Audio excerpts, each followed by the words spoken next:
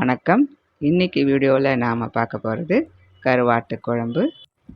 இந்த குழம்பு செய்ய தேவையான பொருட்கள்: கத்திரிக்காய், முருங்கைக்காய் கட் பண்ணி வச்சுருக்கேன். சின்ன லெமன் சைஸ் அளவு புளி ஊற வச்சுருக்கேன். கொஞ்சம் கருவேப்பிலை, கொஞ்சம் கொத்தமல்லி, மஞ்சள் பொடி, ஒரு 12 பல் பூண்டு, 3 தக்காளி கட் பண்ணி வச்சுருக்கேன். கருவாடு சுத்தம் பண்ணி வச்சுருக்கேன். 4 டீஸ்பூன் குழம்பு மிளகாத்தூள், ஒரு 12 சின்ன வெங்காயம், அரை டீஸ்பூன் சோம்பு, அரை டீஸ்பூன் மிளகு, அரை டீஸ்பூன் சீரகம். முதல்ல ஒரு மிக்ஸி ஜாரில் சின்ன வெங்காயம் சேர்த்துக்கலாம்.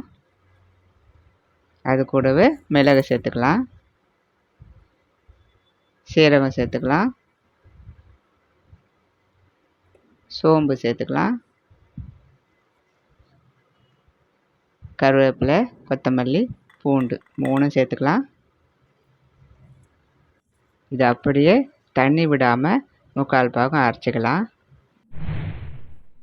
பாருங்கள், இது போல் 3/4 பாகம் அரைச்சிக்கணும். ஸ்டவ் பற்ற வச்சு ஒரு சட்டியில் தேவையான அளவு நல்லெண்ணெய் ஊற்றிக்கலாம். மீன் குழம்பு, கருவாட்டு குழம்பெல்லாம் நல்லெண்ணெய் ஊற்றி தாளிக்கணும். உடம்பு சூட்டையும் குறைக்கும், குழம்பும் ருசியாக இருக்கும். எண்ணெய் காஞ்சிருச்சு, கருவாடு சேர்த்துக்கலாம். நான் இன்றைக்கி வாழை கருவாடு சேர்த்துருக்கேன். உங்களுக்கு எந்த கருவாடு கிடைக்குதோ நீங்கள் அதை சேர்த்துக்கலாம். கருவாடை ஒரு 5 நிமிஷம் வெந்நீரில் ஊற வச்சோம்னா உப்பும் கொஞ்சம் இறங்கிடும், கருவாடும் நல்லா சுத்தமாகும். கருவாடை 2 நிமிஷம் வதங்கிருச்சு, போதும். தனியாக ஒரு பிளேட்டில் எடுத்து வச்சிடலாம். கருவாடு வதக்கி எடுத்த அதே எண்ணெயிலே தாளித்தா குழம்பு வாசனையாகவும் இருக்கும், டேஸ்ட்டாகவும் இருக்கும். இப்போது தாளிப்பு சேர்த்துக்கலாம். வெந்தயம், சோம்பு, சீரகம், கருவேப்பிலை இதெல்லாம் சேர்த்து தாளிச்சிக்கலாம். இது கூடவே அரைச்சி வச்ச வெங்காய விழுது சேர்த்துக்கலாம்.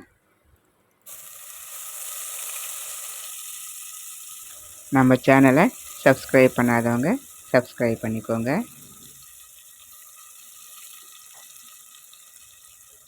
இந்த வெங்காயத்தை எண்ணெயிலேயே நல்லா வதக்கணும்.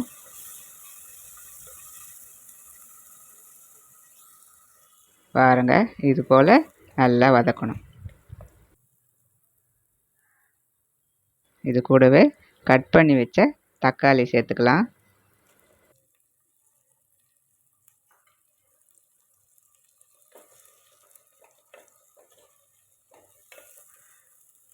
தக்காளி வதங்க கல் உப்பு சேர்த்துக்கலாம். இது நல்லா கலந்து விட்டு ஒரு 3 நிமிஷம் மூடி வைக்கலாம், வதங்கட்டும்.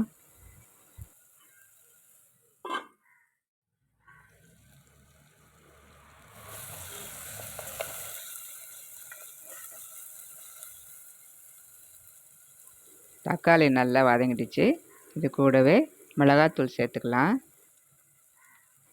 அரை டீஸ்பூன் மஞ்சள் பொடி சேர்த்துப்போம்.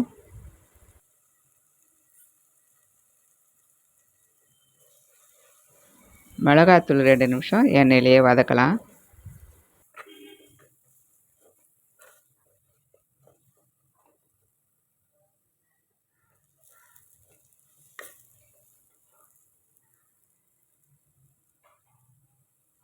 மிளகாத்தூள் வதக்கி வச்சு கத்திரிக்காய், முருங்கைக்காய் சேர்த்துக்கலாம்.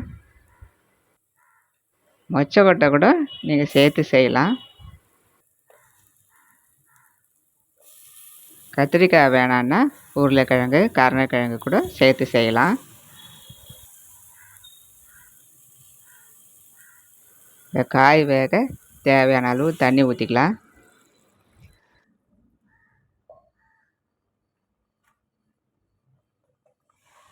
இது நல்லா கலந்து விட்டுக்கலாம்.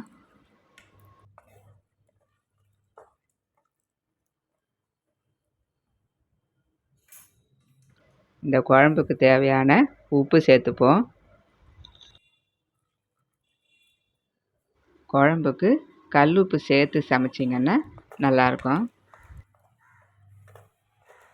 நல்லா கலந்து விட்டு மிளகா வாசனை போக 3/4 வாசி மூடி வைக்கலாம்.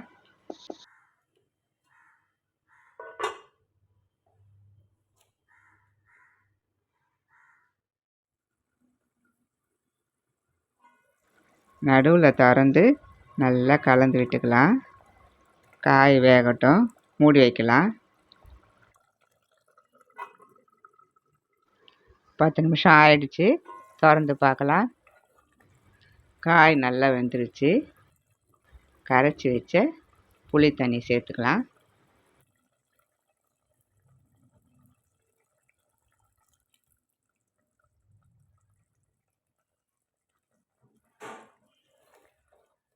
இது நல்லா கலந்து விட்டு ஒரு 3 நிமிஷம் மூடி வைக்கலாம்.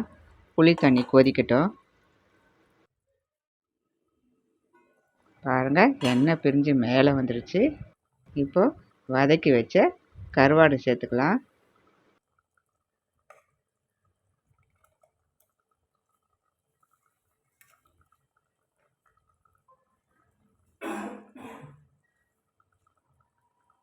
இதை மெதுவாக கலந்து விட்டுக்கலாம். ஒரு 2 நிமிஷம் கொதிக்கட்டும். வதக்கின கருவாடு சீக்கிரம் வெந்துடும்.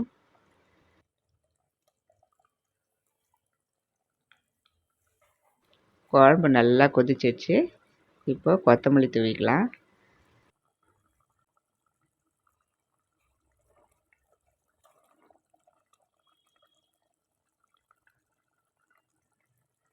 கருவாடு நல்லா வெந்துருச்சு.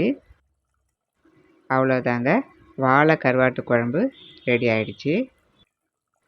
இந்த வீடியோ உங்களுக்கு பிடிச்சிருந்தா லைக் பண்ணுங்கள், சப்ஸ்கிரைப் பண்ணுங்கள், உங்கள் ஃப்ரெண்ட்ஸுக்கும் உங்கள் ரிலேட்டிவ்க்கும் ஷேர் பண்ணுங்கள்.